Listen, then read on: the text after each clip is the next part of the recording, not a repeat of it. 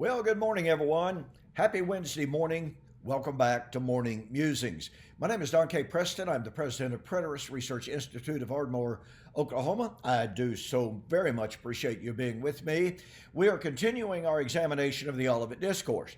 Now, we're doing so over the last several videos by showing the intertextual relationship between Matthew chapter 25, 31 and following, and several other key eschatological passages, such as Daniel chapter 12, Daniel 13, Matthew chapter 24. Now, there are obviously other passages that we could correlate this with, and we will try to notice them as we go along.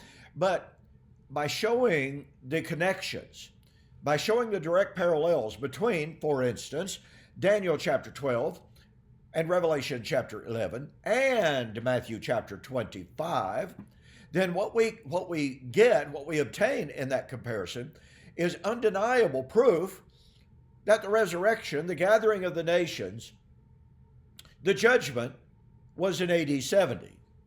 Now, how do I say that? Well, because Daniel chapter 12 equals Matthew chapter 25. Matthew chapter 25 equals Revelation chapter 11, 15 and following. Well, Daniel chapter 12, the resurrection there, would be fulfilled when, quote, the power of the holy people is completely shattered, unquote. Daniel chapter 12 and verse 7. Likewise, Revelation chapter 11, the time of the dead that they should be judged is at the sounding of the seventh trumpet. The seventh trumpet is the last trumpet, which is the time of the resurrection of 1 Corinthians 15 and 51.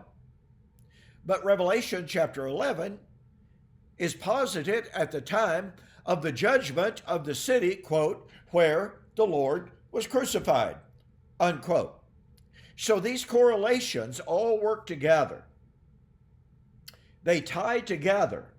They join inseparable linkages between passages that not only discuss resurrection, they not only discuss the gathering of the nations, they not only discuss the coming of the Son of Man, Matthew 25, Matthew 24, Matthew 13, but they all posit them within a given temporal context. You know, it's interesting to me, over the last good little while, I've had people commenting on my YouTube videos, and they take all sorts of diversionary trips.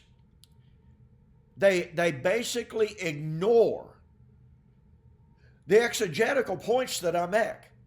They ignore the fact that Daniel would be fulfilled when the power of the holy people is completely shattered.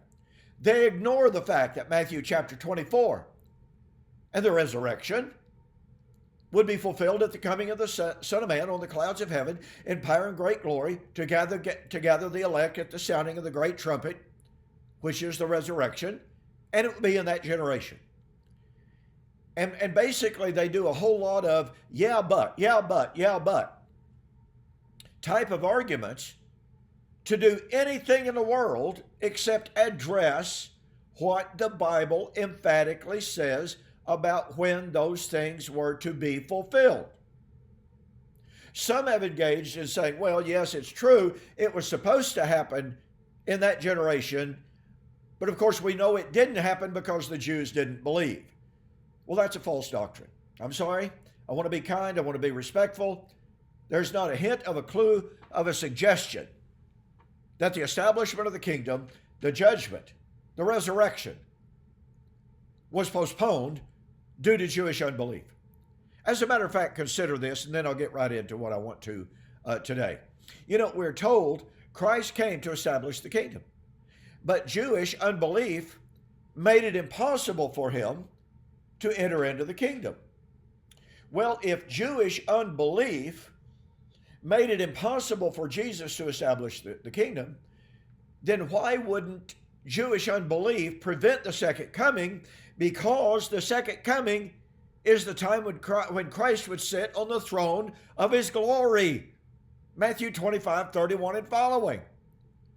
So if you're going to argue that Jewish unbelief caused the postponement of the kingdom plan, then you've got to say that Jewish unbelief postponed Christ's coming in judgment of Israel's rebellion.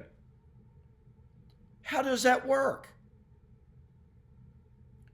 There was never supposed to be a coming of Christ on the clouds of heaven with power and great glory to establish the kingdom, and then another coming of Christ on the clouds of heaven in power and great glory to judge Israel.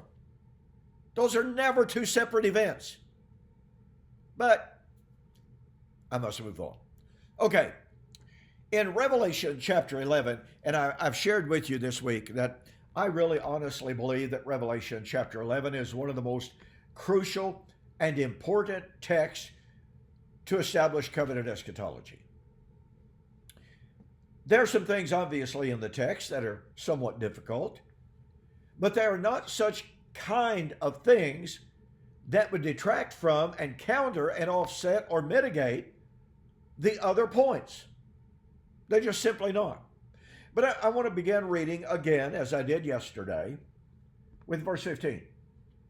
Then the seventh angel sounded, and there were loud voices in heaven saying, the kingdoms of this world have become the kingdoms of our Lord and of his Christ. He shall reign forever and ever. Now, going to stop right there because this is absolutely so fascinating.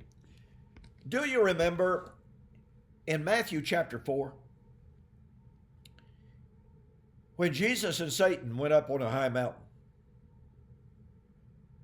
And in a moment, in the flash of a moment, Satan showed Jesus all the kingdoms of the world and said, if you will but bow down and worship me, I will give you all these kingdoms, all of these nations.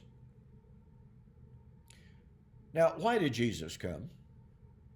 Jesus came to establish the kingdom. He came so that men might worship him, serve him, and obey him. He came that he might possess the kingdom and the kingdoms. So here is Satan offering Jesus all the kingdoms of the world. If you will but bow down to me and worship me, I will give you all of these kingdoms. And of course, Jesus said, thou shalt worship the Lord thy God, and him only shall you worship. He rejected the idea of Satan giving him the kingdom. You catch the power of that? In Revelation chapter 11, now mind you, yeah, that thing is extremely sore. I'm sure you've noticed it. It just, it's like an old-fashioned fever blister. And I mean, it feels like I've got an ice pick in my lip. Anyway, okay. So in Revelation chapter 11, the city where the Lord was crucified was slain. Well, what city is that? It was the city that the rulers of this age controlled. 1 Corinthians chapter 2, 6 and following. Had the rulers of this age known that Jesus was the Christ, the Messiah, they would not have crucified him.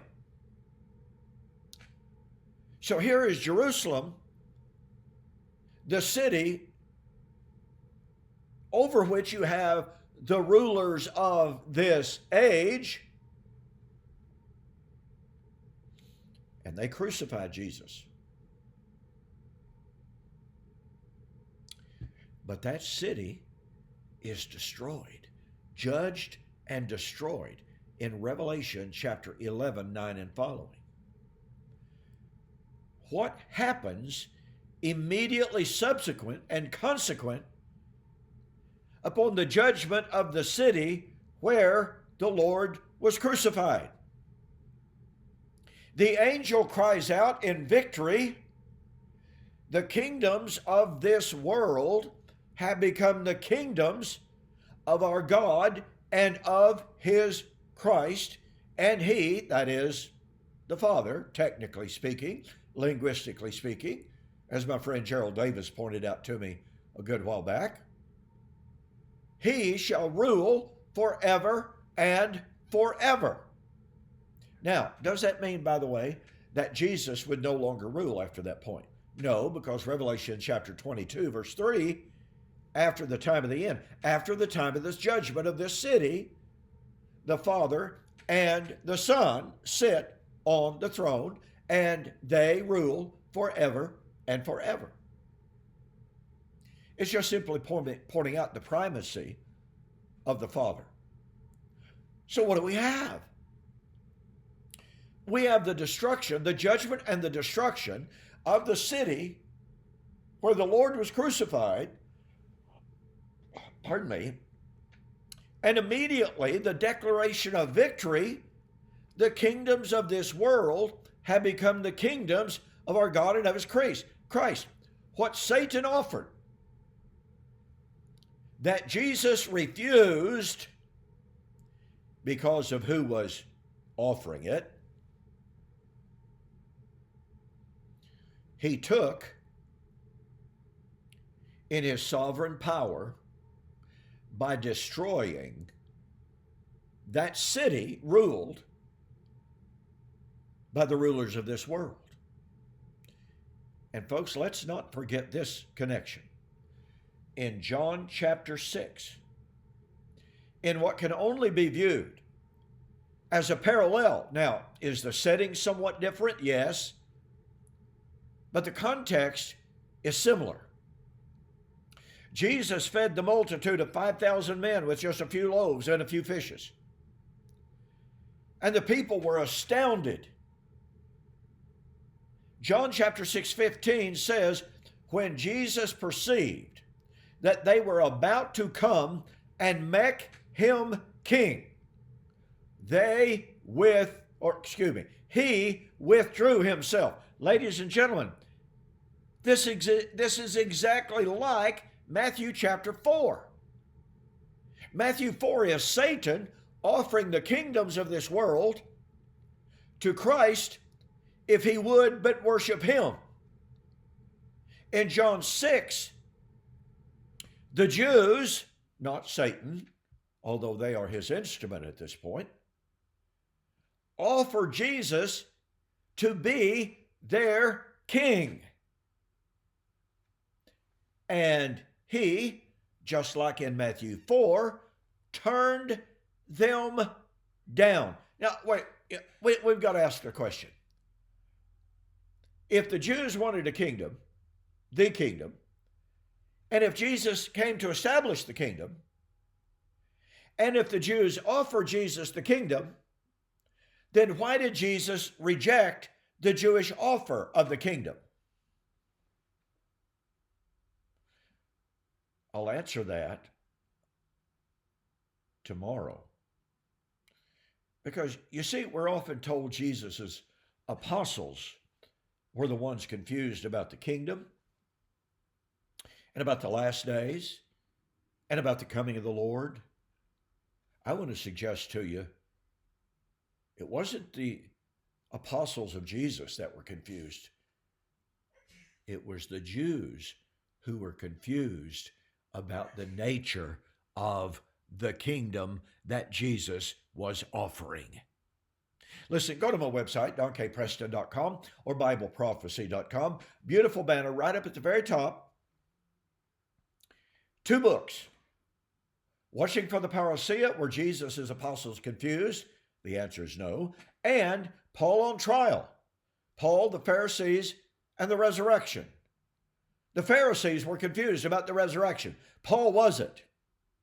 And Paul rejected the Pharisaic concept of the resurrection, which was the same as the Jewish concept of the kingdom that Jesus rejected. For the month of May 2022, U.S. orders only, both books, total delivered price, $25. Just go there, click on the tab, follow the order. You'll be glad you did. Okay? I'll see you on the flip side.